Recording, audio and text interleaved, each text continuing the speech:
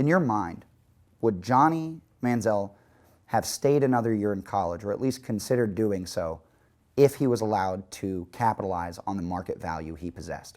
If the NCAA regulations allowed students to make money, I think Johnny would have stayed. I think Mike Evans would have stayed, and I think that Texas A&M would be going to a national championship right now.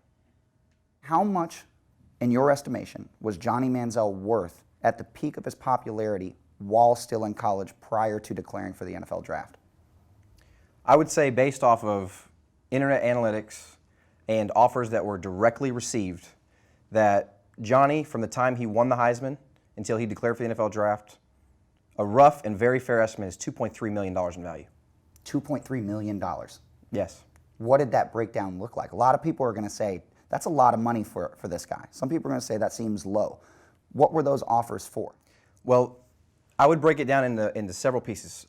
First off, appearance fees. I think that Johnny was worth around $100,000 to $125,000 for a 2-hour appearance at that time. $125,000 to show up somewhere for 2 hours? Yes, that's a very fair estimate. And current market values now, I think Johnny's around $80,000 to $100,000. So yes, that's a very fair number. Also, offers directly received for autographs. Johnny was offered lots and lots of money to sign autographs. What's lots and lots of money? $100,000 for 2 hours. How often did you get offers like that? Regularly. I would say that almost everywhere he went publicly, that there was somebody trying to get his autograph. And they were willing to pay handsomely for it? And they were willing to pay. What else? Now we've got cash transactions, appearance fees. What's the rest of the $2.3 million? What car dealership in the state of Texas wouldn't endorse Johnny Manziel immediately after he won the first freshman Heisman Trophy? Johnny was offered jet rides, trips from all sorts of people. This number is taking into consideration what we could have done had the rules not been what they are. So if Johnny wanted to go on a yacht ride, or if he wanted to fly anywhere in the world, there's value in the plane ride, the trip, where we stay. Those things have value.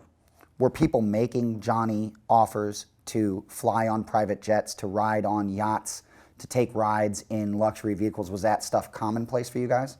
Offered that almost every day.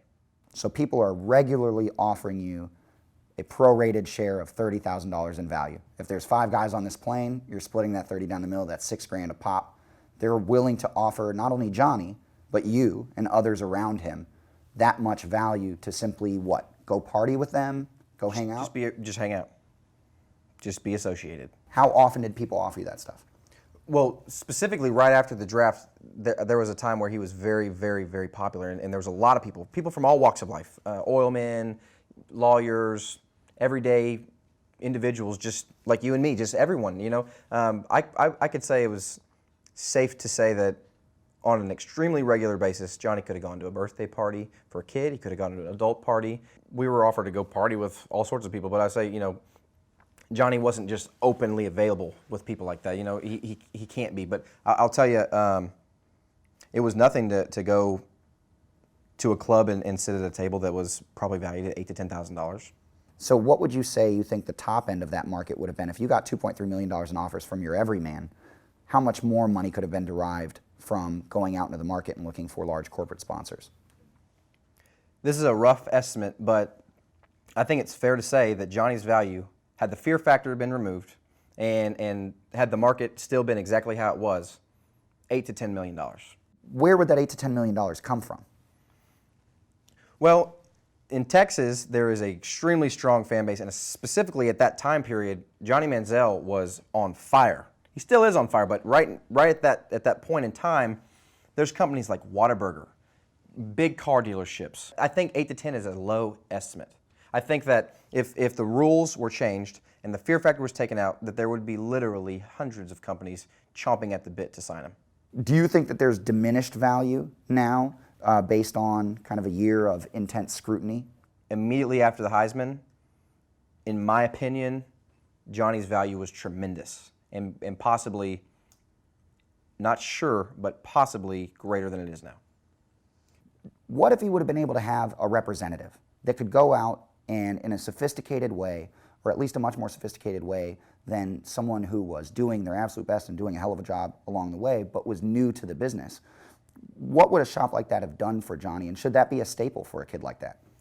I have to say, if I were a trained agent that had marketing experience and had knowledge that a 10-year veteran in that game would have, it would exponentially increase the value of Johnny. If he was allowed to have representation that was professional and trained and knew exactly what they were doing, not just guessing, like a lot of my work was just guesswork and trial and error. If they had somebody that knew exactly and they were professional, the number is much greater.